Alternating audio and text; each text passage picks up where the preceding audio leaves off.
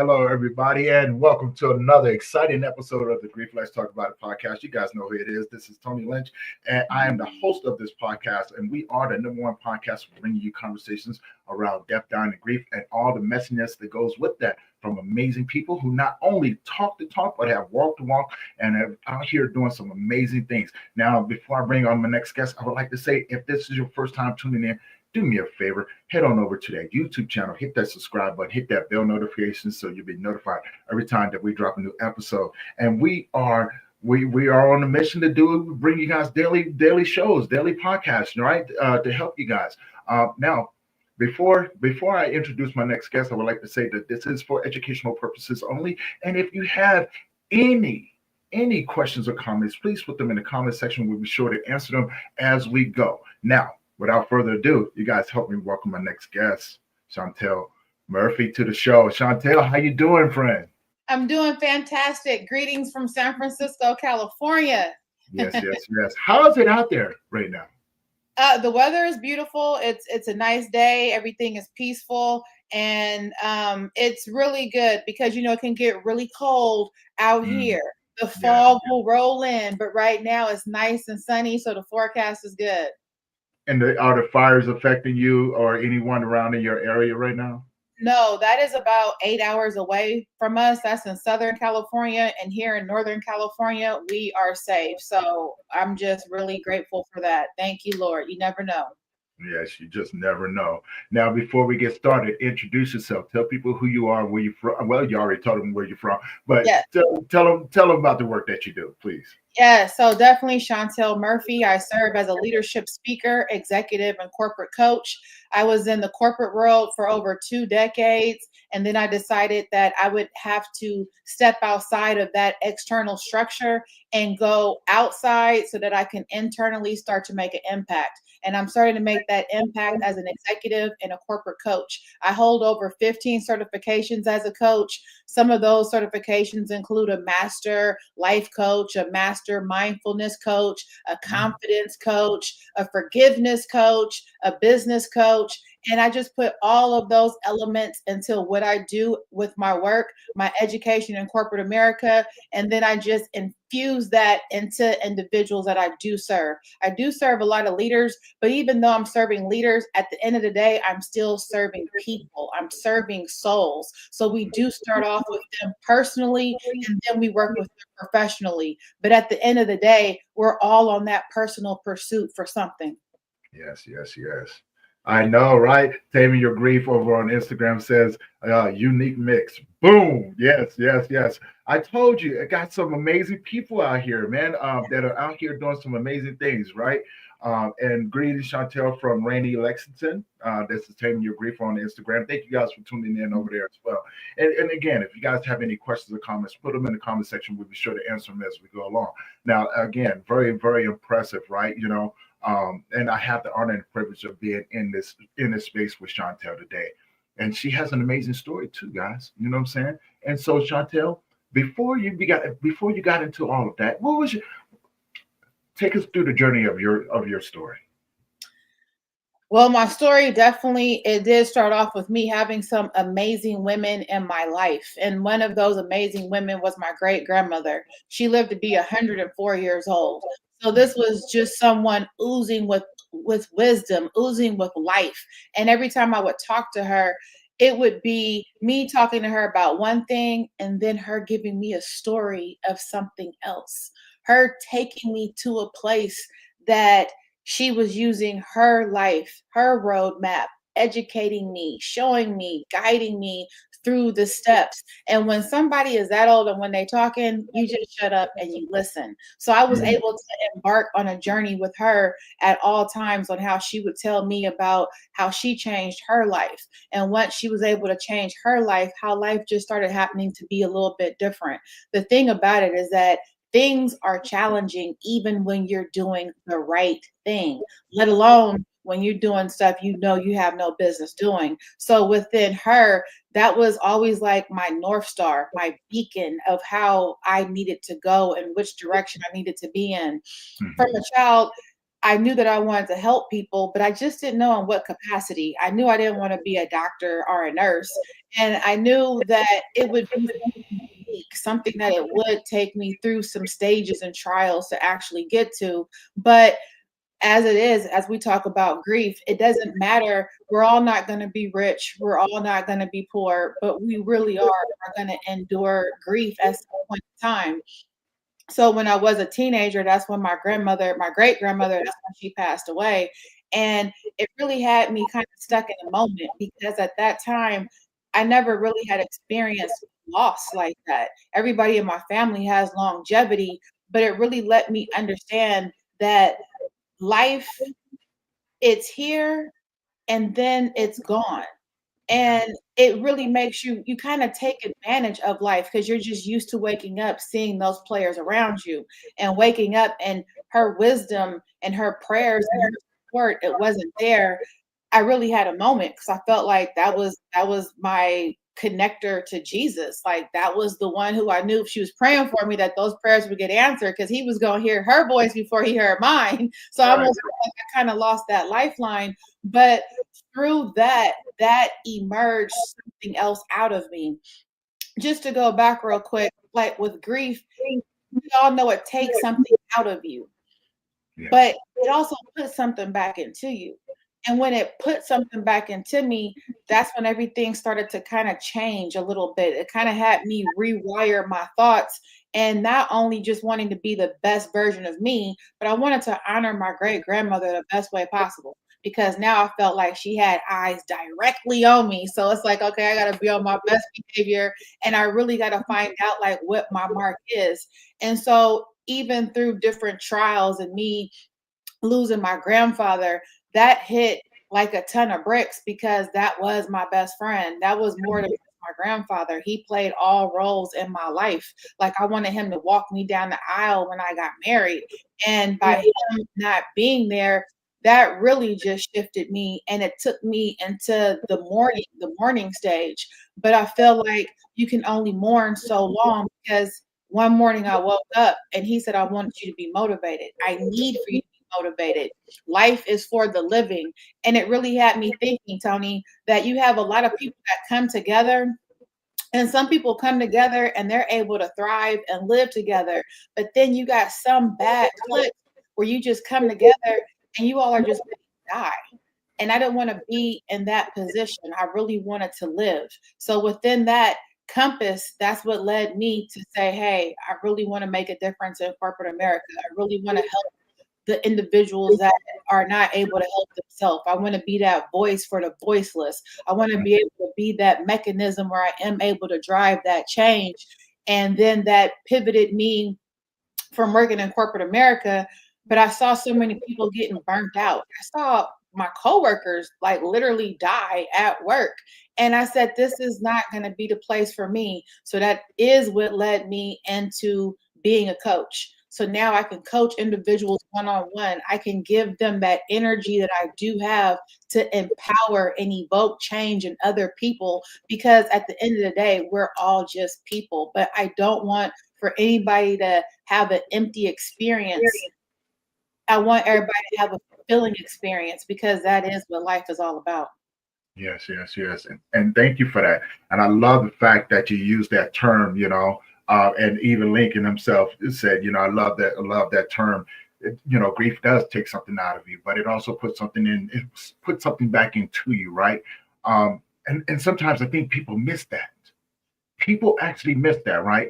And you and I have talked, we talked and and I shared a little bit and I feel the same way, right? Throughout all the things that you will have to give up during your grieving process. And I love the fact that you use those two words, mourning and motivation, because mourning it can turn into motivation, and it puts you in a position to thrive. Right now, I want to add something to what you were saying because you're totally right when you said this. Sometimes people come in your life and you can live alongside of those individuals and thrive, but then there's some people in there that come into your life that you know they don't have that aspect of it, right? You know what I'm saying? And I can see it in your eyes. You're like, those are the people that I want to reach right there because we're going to coach them to get them where they need to be, and everything like that. And I love that. I definitely love that, right? Because this is the way I live my life on a day-to-day basis. Everybody I come in contact with, like I'm a grief coach, right? So I coach men on how to navigate the world of grief in a healthier way. But also we have to get through the mess first, right? And Right. I what fascinates me about it. And listening to you, it's like, yeah, you see those people over there pretty much dying at work, right? You know what I'm saying? They're burning out, right? So I guess I have a two-part question. My first question would be, do you ever experience burnout? You know, and if so, how do you coach yourself through those moments? Yeah, absolutely. I suffer from burnout. I suffered from burnout when I was working in corporate America, and I had to ask myself, is this worth it? Because you start to look down the road and Mhm. your body will talk to you. Even if your mind is saying, hey, we need a break, we need to eat, we're sleepy, we're hungry, these bodies are so weak. These bodies are weak. We get tired, hungry, sleepy, cranky. And even if you don't have enough sense to listen to those signals, sometimes your mind, it'll just collapse. Your brain, your body will just collapse. So you have to listen to those signs before you do burn out. When you are reaching the state of fatigueness, it's like Mhm. you have to kind of take a step and look at your calendar and start to really delegate what is important. Do I need to do this meeting tomorrow? Can I delegate this to somebody else? Can I reschedule this? On your calendar, we have so many different things. On our to-do list, we have so many different things. But how many times on our calendar do we really have nap time? On our to-do list, do we really have sleep that's on there? On that to-do list, do we really have take care of myself hour, the power hour, where you are being selfish, where you are dedicating that time and recommitting it back to yourself? We have to send healthy signals to ourselves. We can't just send the signal that the job is always important, that we have to serve, that's always important, because we have to serve into ourselves as well too. We might feed people, but we need to feed ourselves as well, because if we don't eat first, it's hard to feed somebody when your stomach is growling. Mm. You have to be able to maintain yourself. And within that self, that's how you're able to really show that gratification to yourself. And then it's easy to mirror that out to other people. People are watching you whether you know it or not. Just how people look to see what time it is, people looking and checking on you to see what time it is with you too. So you always have to be living the life that you say that you're supposed to be living. I can't teach people about avoiding burnout if I'm suffering from burnout every day. So Right. it's really about having that harmonious balance where I do have nap time on my calendar. I do have an alarm that's saying, what did you do for yourself today? What type of self-love and self-compassion did you give yourself? Because if you're neglecting yourself, it's really hard to be effective with anybody else. That's very true. That's very true.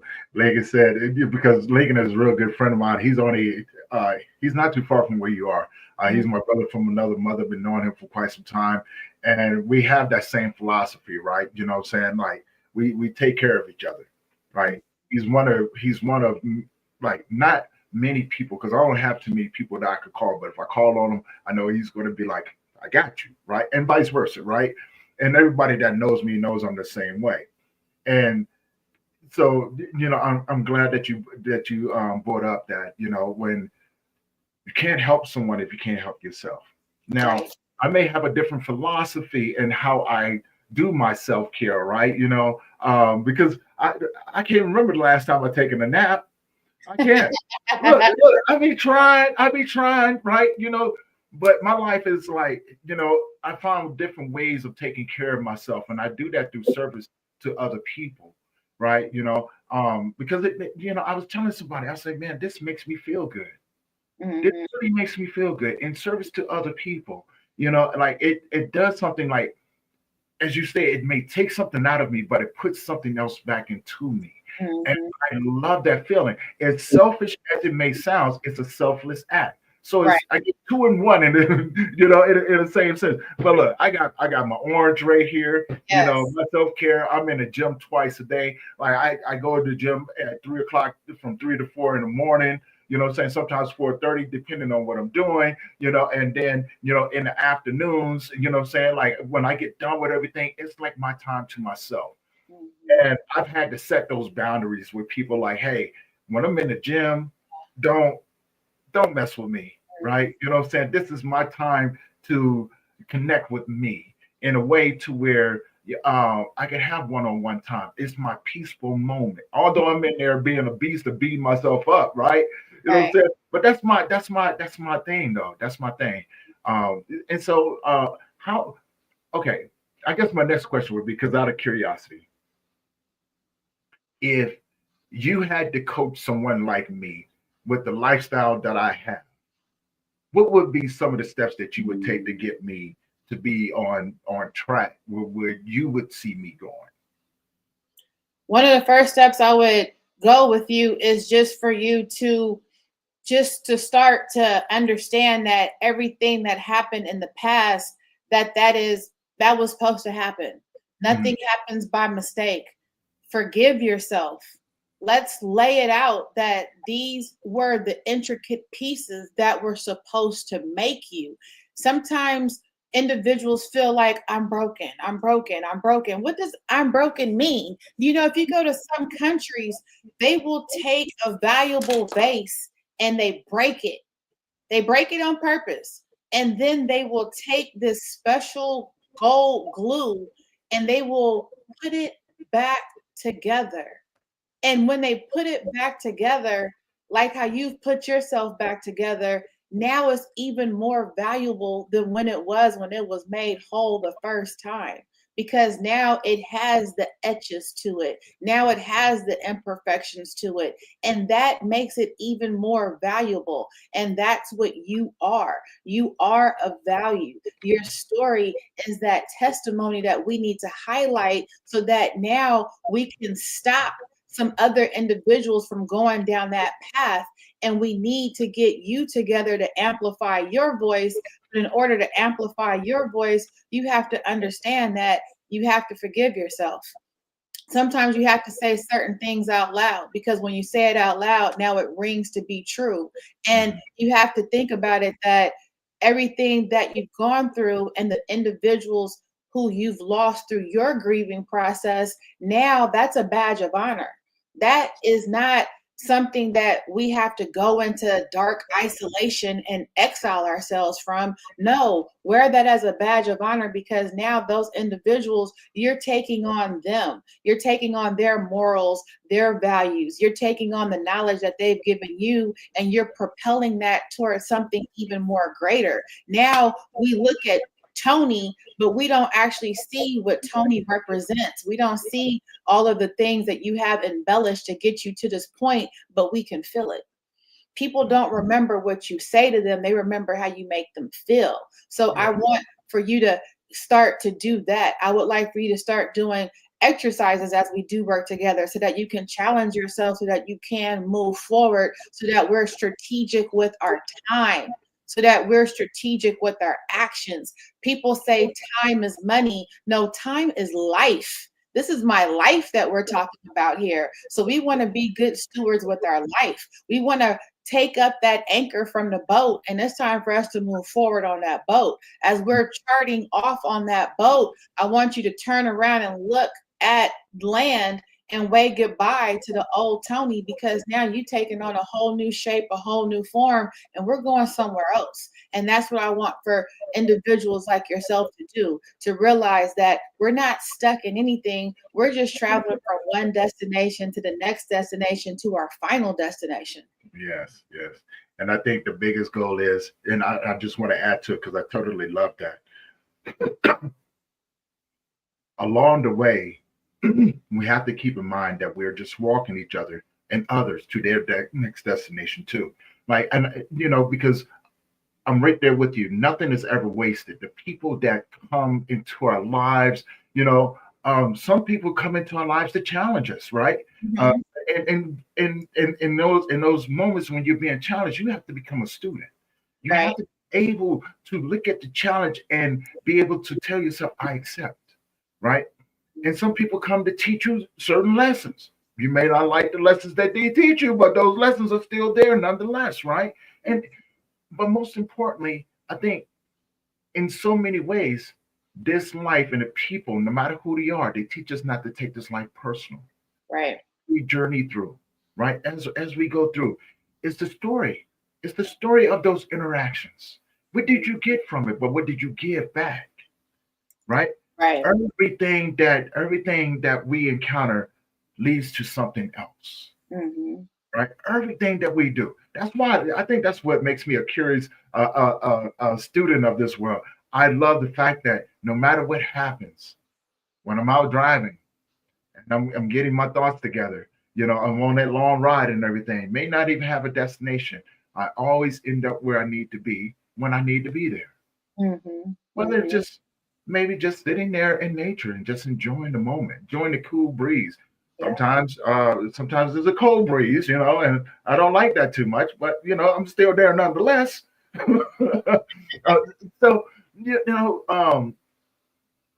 my next question would be, because I know there's people out there right now. I know. Hello, Dr. Tachi. Thank you for tuning in today as well, Dr. Tachi. She's been on the show. She's been amazing. I haven't had a chance to meet her personally yet, but I would love to get the opportunity to be able to do that. And so many other people that are starting to tune in on the IG as well. Thank you guys for tuning in over there. Instagram, LinkedIn, Facebook. Thank you guys for tuning in. So my next question to you would be, how, when you stepped into the corporate world, what was the difference between being in the corporate world? Because as a black woman, did you feel that you had to work your butt off to get into that aspect of it, or did you already have some information that your grandmother had shared with you to kind of help you navigate it, especially being a woman, right? Right. One thing about it is that as I did enter into the corporate world, one philosophy that I totally understood was people hire who they like. People hire who they want to hire. You could have all the acclimates, all the education, but if they don't like you, you're not going to get hired. So, by the grace of God, I have a good personality. I have a great spirit. So, individuals, they were able to like me. And not just through them liking me, it was the work that I put forward. Yes, I felt like I did need to be the first one in the office. Yes, I did outwork everyone in my office. If something was given to Shauntel went above and beyond to do every single thing, because I am a representation of our people. I'm not going to be the one that sets our culture back 10 years, 20 years. If anything, I want to move us forward. I want it to be the best in whatever I did. So if they gave me a project to do, by one of the projects, I had to do an employee engagement award. And within that employee engagement award, I got to see a lot of individuals. One person, they worked at the company for 60 years. I wanted to be like that person who worked for 60 years. So definitely, I put on one of the best awards that they have had to date and they may ever have. Because when I put something on it, it's my DNA all over it, and I want for it to be the best. So Yeah. do represent myself, there is a high threshold. It will be almost impossible to meet that threshold, but that's just me creating my legacy. And like my great grandmother said, she said, you definitely want to be remembered in a good way for everything that you do. That way, when you leave the room, what you've done, it still stays in the room. Your legacy will forever be notated. People will look forward to talking to you and wanting to be around you. So when I was in the corporate world, I had that mentality that I'm still going to be authentic to myself. I'm going to do the best work possible. And I want to be able to create something that will be memorable, not just for myself, but for everybody else. I love that. I love that. And yeah, I know example of resilience. Yes, taming your grief on Instagram made that comment. Strong example of taming your resilience, right? I told you, man, such inspiration, such inspiration, and so now it leads me to my next question.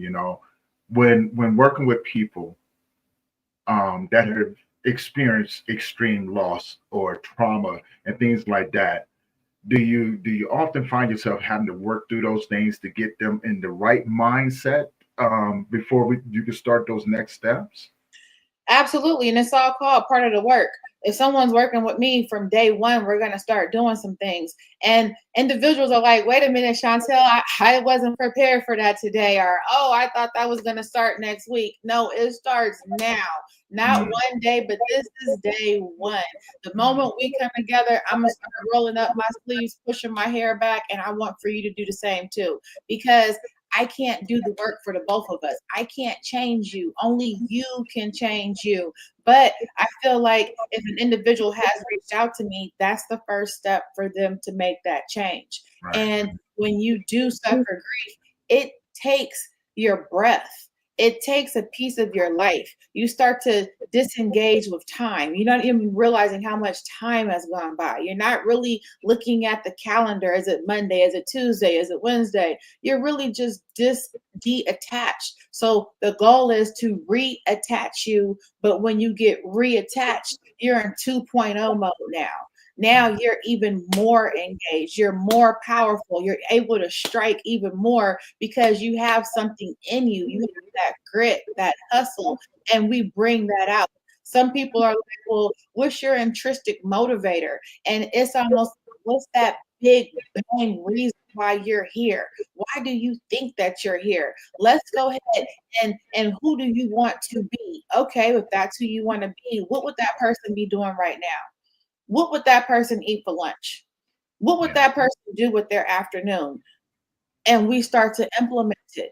We start to take small steps and then we start to take those big steps because when you're in a point of that grief, of that mourning, I want for the next morning you to find that joy. I don't care about happiness. Happiness is temporary. We could be happy one moment, bump our toe on something, and now we upset. But joy is going to keep going throughout whatever we encounter. So I want for people to realize that we're all A+ students. We might have a D- day, but let's get back to that A+. And it takes time. So within that time, we have to be nurturing to ourselves. Like I always say, some of the biggest things in life take the most time. Just like when an elephant is having a baby, it takes 22 months for that elephant to have that baby. But within those 22 months afterwards, here's this big grand baby. And now all the other animals come around to look at it. And that's you. Your next step is so big, so grand. It may not take 9 months. It might take 22 months. It might take 22 days, but it is going to be something grand for everybody to see. And Dr. Tachi says, yes, I love the distinction between happiness and joy. And I do definitely agree. There's definitely a difference. There's definitely a difference. And so, and I can hear, like, as you were speaking, I can hear a lot of the influence from your great grandmother, right? The things that she instilled with you, the love that you had for your grandfather, and like, and I find that just fascinating, right? Because I think the older we get, I mean, even when we're younger, right? You know what I'm saying? We listen to our elders and things like that, but we're young. We don't necessarily, we're like, they're not going to pay attention to that. You don't know what you're talking about, right?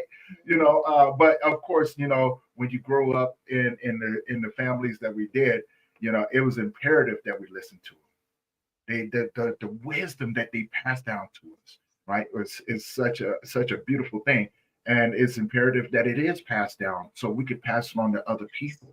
Yes. You know, and so I always just look at it, and then when you start talking about stomping your toe, I was like, did she was she spying on me this morning? Because I stomped the crap out of my toe this morning. Okay, I'm over here trying to get myself ready. As a matter of fact, I was in the gym and I wasn't paying attention. And of course, when you're in the gym, you got on your comfy shoes, right? Mhm. You ain't really paying attention to it. And I hit that doggone weight, and I had to laugh because I was like, not gonna do it. I'm not gonna do it. But it did hurt a little bit. It did hurt a little. Well, no, I'm not gonna say that. It did hurt a lot. It definitely hurt a lot. But you saying that, I was like, no, she did. She called me out. She just called me out to this one today. I don't think I know how to feel about this right now. Um, but now, let's get into. Because I want to ask this question. Do you get this a lot when you tell people about all the certifications that you have? Do you ever get, wow, you're doing too much, right? I know I get that a lot. And I have what I always tell them, I go, to you, I'm doing a lot. To me, it's all part of the same thing, Mm-hmm. right? And sometimes that statement goes over people's heads, right?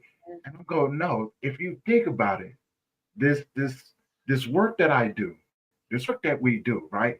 It has so many different layers to it. Right. It seems like I'm doing a lot, but I did this so I can be better at doing the one thing. Mm-hmm. Doing the one thing. That's all it is. What, Mm-hmm. do you ever get that? And if so, how do you respond to that? Or yeah, how do you respond to The thing about is that with coaching is so unique now that you can coach without even one certification. So I want it to be different.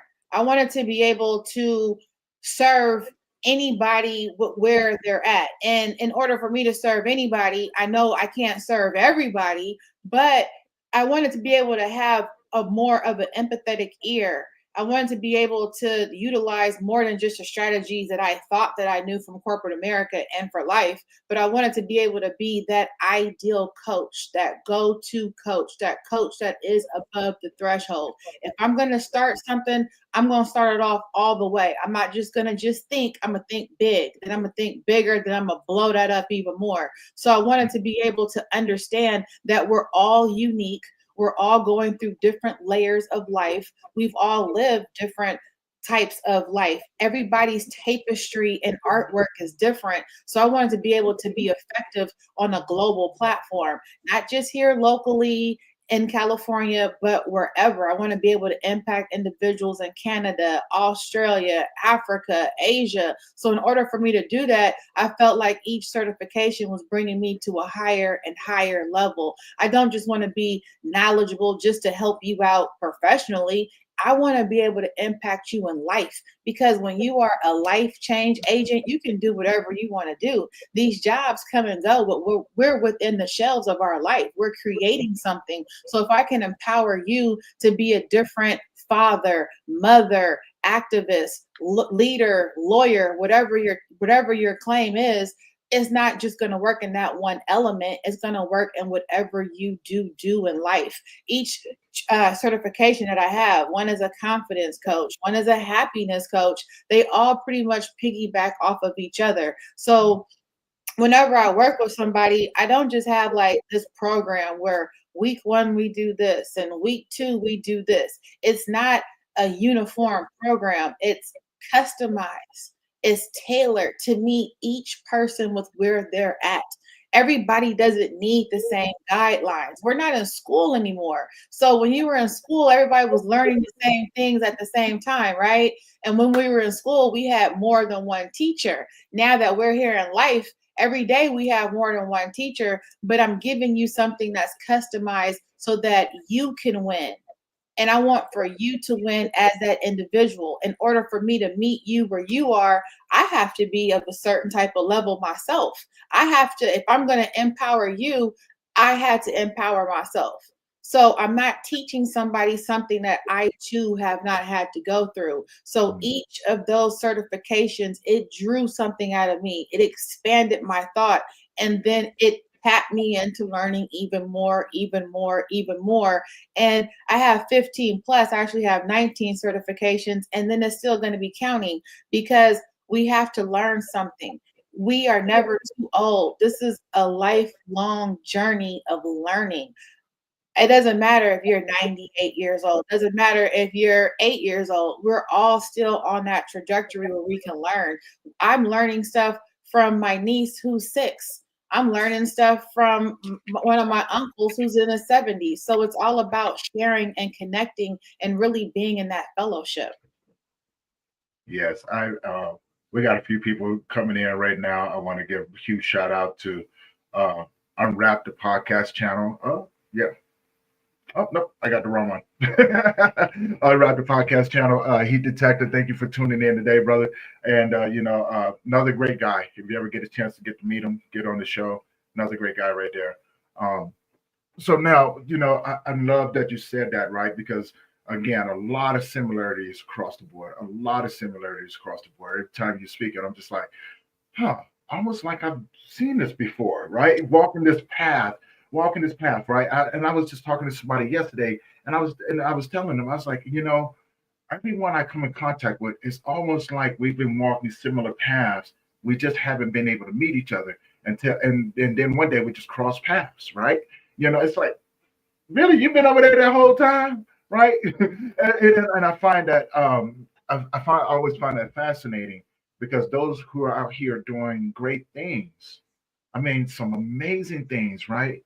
Um, we all have similar, everybody almost have very similar stories. Mhm. But the impact that you guys have on everyone, I can sit back and just watch you guys all day long. I really can, because I'm a very patient individual and I have a philosophy. And tell me what you think about this. When I'm working with men, there's a few things, universal things that I know that that can be catered to those individuals. One, I think you said it earlier, grace, right? Having grace for yourself. So that's the first thing that we do. Hey, let's find some grace for yourself because we're gonna have to slow down a little bit. You know what I'm saying? Because we're gonna have to go back in. We're gonna have to dig deeper inside, and this is where it's gonna get painful. Forgiveness, right? Forgive yourself for the things that you didn't know, for forgive yourself for the mistakes that you thought that you made, because this is how you got to where you are. You didn't make a mistake. You made the choices that you needed to make when you needed to make them, right? So forgive yourself for that. Don't be so hard on yourself. It's natural, right? um Holding yourself accountable. Be accountable for you, right? Mhm. Stop trying to be accountable for everyone else, but be accountable for yourself. You're going to be okay. It's part of the process that you have to go through, right? And then, the biggest one, stop calling yourself broken. You're not a thing. I know there's going to be people out there that may not agree with me, and that's totally fine, right? But you have to understand when we're dealing with men, it's the language that we use, right? If you, as a man, if you keep telling me that I'm broken, eventually I will begin to project that brokenness, right? You know what I'm saying? And it's going to be very destructive because, for one, those words right there have impact on how I feel and how I act. If you tell me that I'm broken, and even if I don't believe you, right? Eventually, I'm going to start to believe that I'm broken because what are you seeing that I don't see? And I'm gonna go, well, this is the way that people see me. This is the way I'm going to act. So we change all of those words and things like that. And with those few things right there, I think those are universal. What are your thoughts on that? I totally agree. I think, like I said before, we have to learn the signals that we send to ourselves, Yes. the message that we send to ourselves. If we're sending the message that I'm broken to ourselves, then we will have that broken mindset. That mindset will follow us. It will be a part of us. That inner voice will say, you can't do that because you're not good enough. That inner critic will start to criticize you every single time. And as I said before, if you are broken, put yourself back together because that's the most authentic thing about you now is those pieces, is the glue that gels you back together. Now that you're put back together, you're forever reformed. And now that you're reformed, what does this new version of you do? What is this new version's calling? What is your mission? It's not mission impossible, it's possible. You have to have that mindset. You have to keep going. One of the things that I really do like about the philosophy of the Navy SEALs is their mindsets. They have the mindset that they are going to persevere no matter what. And to us civilians, it's like if we're doing something, we're like, oh, wait a minute, I'm tired, I can't do it. But that's when the Navy SEALs say, wait, right when you feel you can't do it, you still have 45% in you that still can, and they still keep going. You're only as strong as the weakest link. So sometimes when you feel like you can't do something, remember, you still got that 45% reserve in you that can do it. So you have to shift your mindset. Stop belittling yourself. Stop putting limitations on yourself. Why do you feel like you can't do it? Who's telling you that you can't do it? Do you know? What is the proof? Have you tried it before? Did somebody else tell you that? Well, how do they know? Did they try it before? We're taking advice from people who've never done what we were called to do. If your calling is for you, nobody else heard that conversation but you. Mm, I Nobody's love that. capable of doing those things but you. So you have to start reprogramming what you think about yourself. Then those healthy signals will get surged through the body, and just say, I am going to do this. And Mm. maybe you have a to-do list. Put together a ta-da list. Ta-da, I got this done today. Ta-da, I got that. Start making happy improvements within your life, because we have only one life to live, as far as I'm aware of, unless somebody knows something different. But while we're here, we're going to be A+ students. We're going to do what we have to do, and it starts right now. Yeah, I love that, and I would like to add to it because I've always been curious about this too, right? That 45%.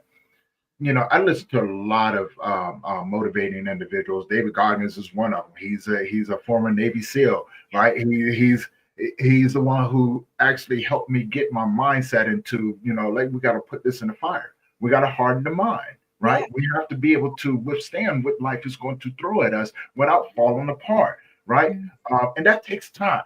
That takes a lot of discipline, self-discipline, right? But you have to put yourself through. You have to challenge yourself every day. You have to put yourself in some of the most horrible situations and learn how to get out of it. And he was telling the story. He was telling the story, and he was saying his one of his races that he had, it was a 24-hour race, and he had to run a certain amount of miles, right? And he says he got to the mile 19, or somewhere around there, and he was beat up. I mean, kidneys are gone. His body's in failure. Splints, just beat up. And Yeah. he says, you know what?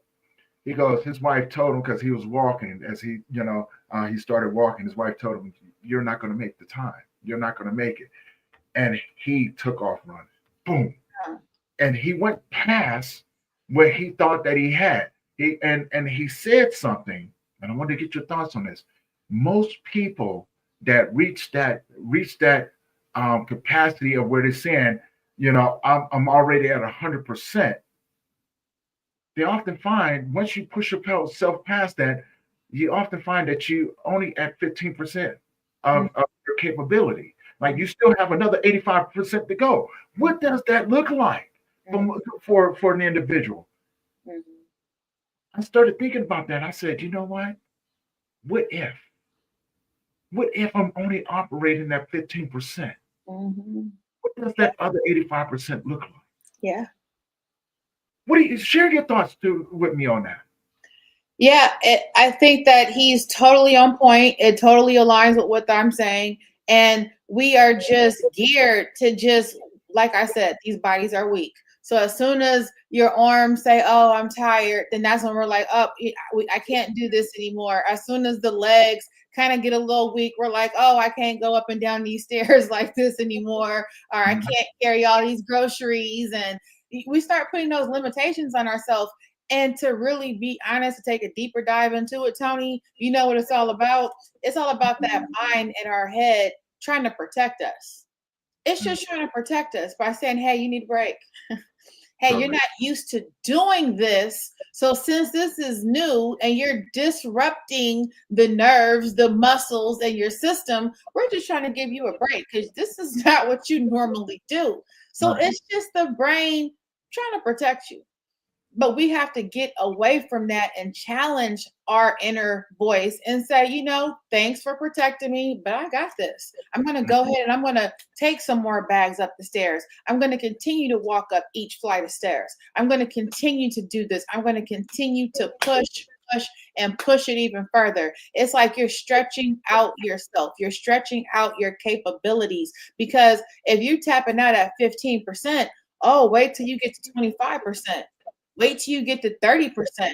It's like not only are you exceeding your own expectations, but now the people that's watching you, they're like, oh my God, they're great. they're remarkable. They're like an Olympian out here. Like, oh, we didn't know that they can do that. Oh, like they didn't train for this, but they're able to do X, Y, and Z. We're able to do amazing things out here. Some of the most amazing things that you could do, they haven't even been done yet. Yeah. The best part of your life, it hasn't even happened yet because some of us are still operating at 15%. We need to push it up and extend ourselves. So the next time you do feel like I'm tired or I can't do something, challenge yourself because you don't want to keep those limitations in your brain. Because what ends up starting to happen is that as we're tapping out, other people see that we're tapping out. Kids may see that you're tapping out. Coworkers may see that you're tapping out. And they're like, well, that's the best she could do. That's all that they have to offer for the table. You don't want to be in a relationship with somebody and you're telling them, hey, this is all that I have to give. And then they're like, but I'm giving this. How come you can't bring more to the table than that? You don't ever want to put a percentage on what you can or cannot do. Yeah. I totally agree with that. Totally agree with that. And as you were speaking, I started because, like I said, I work out twice a day, right? At least 6 days out of the week, I work out twice a day. And what I started doing, I brought on a younger guy because pretty strong dude, and I was like, oh, I wonder if I could put him through one of my most challenging workouts. And so I have this workout, and I've been experimenting with it, but it's definitely a beast. And so what I do, talk about challenging yourself, right? What I do is that I start off with light weights, and I will go 15, right? And if I'm doing cables or something like that, I will count down, but I will be at my heaviest weight when I get to one. Now, Mhm. if you that's fun, count it up and see how many that is. Mhm. Here's the fun part: run it back up to 15 from your heaviest weight all the way back up to your lightest weight. But do two body parts with that, and then tell me how you feel. Yeah, I've had too many people tap out on me. Ah. Yeah, Mm. like I said, there's something wrong with me, Shauntel. Something wrong with me. Something mentally is wrong with me. I'm like, this is fun to me, right? Mhm. Because I enjoy the pain that it gives me because I know the results that it's going to have. And Mhm. again, mindset, right? If Mhm. you want something, you're going to have to work for it. Mhm. You're gonna have to challenge yourself. You're gonna have to put yourself in some really uncomfortable situations. Mhm. Get uncomfortable being uncomfortable, right? Mhm. Right. And when you can take that philosophy, put it into life, if you're uncomfortable every step of the way, you're going to achieve great things. Mhm. It's when you get comfortable, you become complacent. You become content. You become, as David Goggins says, you become civilized. Mhm. But challenge yourself. Whatever you're doing in this world, challenge yourself. Like I love podcasting, so I do one every day. People may say, "What? What? Yeah, I do one every day. I enjoy it, right? Mhm. I'm always doing something, right? You know what I'm saying? Whether if it's on social media, I'm doing it every day, right? Mhm. I'm always trying to outdo what I did yesterday. I ain't worried about what nobody else is doing. I Right. can hear it, right? You know what I'm saying? But it's like, okay, if I can put myself through these challenges, if I can say, for instance, and I don't advise people to do this, but I will sleep deprive myself. Like I will go a week or so without sleep, or very minimum sleep, just to see if I can do it. And I'm not talking about 5 days, I'm talking about 7 days. Go 7 days and see where you're at. But during those 7 days, make sure you're working and it's something that you want to do. Reason being, I heard this on an interview from Eric Thomas, and he was talking about Beyonce when Beyonce was writing her album. He said that she had went into the studio and she was in there so long that she forgot to eat. And when she finished her album, a week and a half had gone and she hadn't been to sleep. But she didn't realize that because she was so driven to get it done. Right. Now, I don't recommend that to people, depending on what your goals are. You know what I'm saying? If you want to achieve them, achieve them. But challenge yourself in those different ways. You know what I'm saying? Get comfortable being uncomfortable. Mhm. Right? Is it Gary Vaynerchuk? He says when it comes down to your dreams, what are you willing to sacrifice for? Mm-hmm. And then when you think about giving up, think about it. This is your dream. Who Mm-hmm. are you waiting to come and invest in your dream if you're not willing to do that? Right. This is the way I live my life on a day-to-day basis. If Mm-hmm. no, I can't sleep right now. Because for one, I'm too busy working. I don't want to miss the opportunity, Mm-hmm. right? I don't want to miss the opportunity to reach the pinnacle of who I am. Mm-hmm. And when I listen to Shauntel, I think, I'm getting that from how you push your clients like, hey, you don't want to miss the opportunity on working with me, right? I want to see you reach the pinnacle of who you are. And, but again, these are my philosophies. These are things that I've adapted during my course of time, Mm-hmm. right? Because I do see where I want to be. And I go, if I don't do it, it won't get done. And whomever I can impact along the way, of course, that makes it that much better, right? Because it's that looking at my glass and going, my glass is too full. I need to empty this out. Let me give this to people, right? And then by the time I get going again, it's full again. So I know that where I'm headed to, um, it's worth it, Mm-hmm. right? Right. What are your thoughts? I think that that's like beast mode status. If you're able to stay up for 7 days, that you are way better than me because I need my sleep. I have got to get my sleep. If I don't have the sleep, if I don't eat, Beyonce is really good because I have got to eat. My body starts singing signals, alert, alert, divert mission, divert mission. I got to take care of myself. So, after a certain amount of time, I need water. I need food. I need sleep because for me personally, I'm a headache sufferer. Those are all triggers for a headache.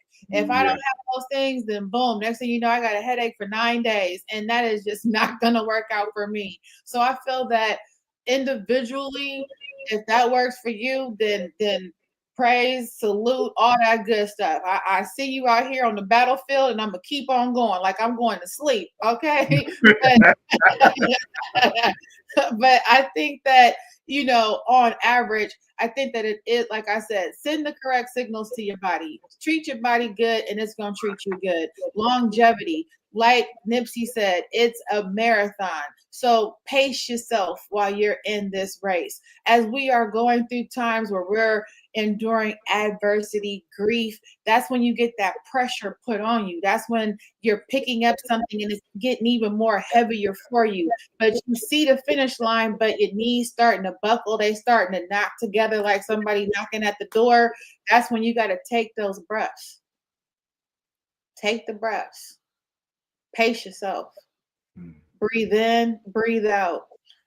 Breathe in that pain, release it out. But you keep going. yeah. The one thing about it is you keep going. Sometimes, even with computers, you have to reboot the computer, reboot yourself. Yeah. Don't just close it and then walk away. No, turn it off. Let it reboot itself. And that's the same thing we have to do with ourselves. Like I said, treat yourself. What do you like to eat? Enjoy that. Let that dish be good for you.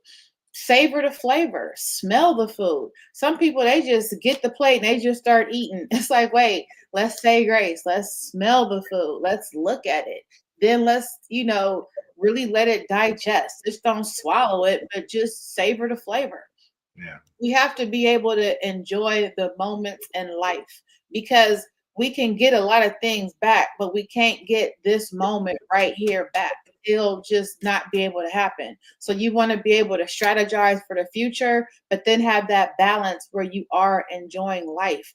Because as your podcast is centered around grief, these are people that are no longer in fellowship with us right now in life, but we still have that opportunity to enjoy it. This is a precious gift. The gift is life itself, and we all have unique presence to present in this game of life.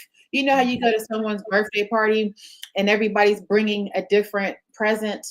Everybody's bringing it here. Here's the gift I got you. Happy birthday. Here's the gift I got you. That's equivalent to how we operate on this platform of life. We all have a different gift that we're bringing to the party. So, like I tell people, don't be stale and stagnant within this life towards where you're not able to show up and provide your gift. That's amazing. That's truly amazing. I got two more questions for you. Um, as we begin to wrap this up, I want to say first and foremost, thank you for such an amazing conversation, such an inspiration, and being an example, doing the work that you do. I know people that are listening right now truly inspired by your story and the work that you do. Right, truly amazing. First question: how can people find you? Definitely people can find me just as simple as just sending me an email, Shauntel, Shauntel at wishingyouwell.org. Send me a simple email and we can go from there. Awesome, awesome. So now my second question. I love this question. Those who have been tuning in have heard me ask this question several times across the board, and I'm going to keep asking, right? Because I love the answers that people get. So, if you had a superpower, what would it be? My superpower, it would be that's a good question. I almost feel like I'm living within my superpower, and that's to help people. All superheroes help people, and that's what I'm doing. If you look on my website, it talks about how I look at all my clients as they are superheroes. It's like I'm looking at Superman, but when he looks in the mirror, all he sees is Clark Kent. And that's how I look at every single person that I come across. Like even you yourself, Tony, I see a cape.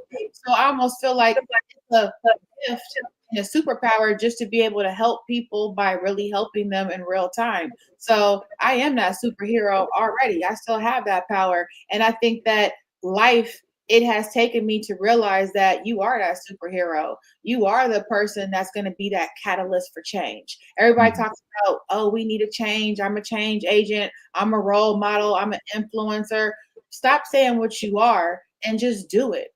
Do it. If you're trying to talk about something, just do it. And this is what I do, and this is who I am.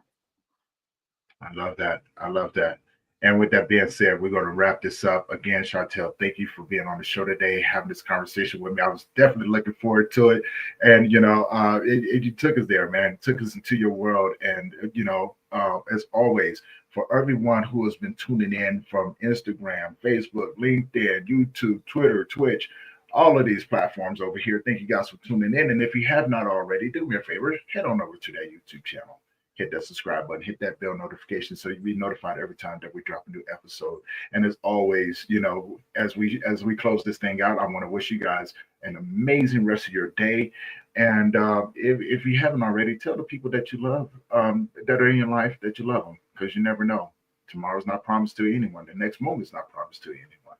And as always, in an attempt to keep normalizing these conversations with amazing people around death, dying, and grief, and all the messiness that comes in between it, if you know someone who can benefit from it, share it with them, please, and let them know that there is hope, there's resources and support out there, and from amazing people that not only talk the talk, but walk the walk.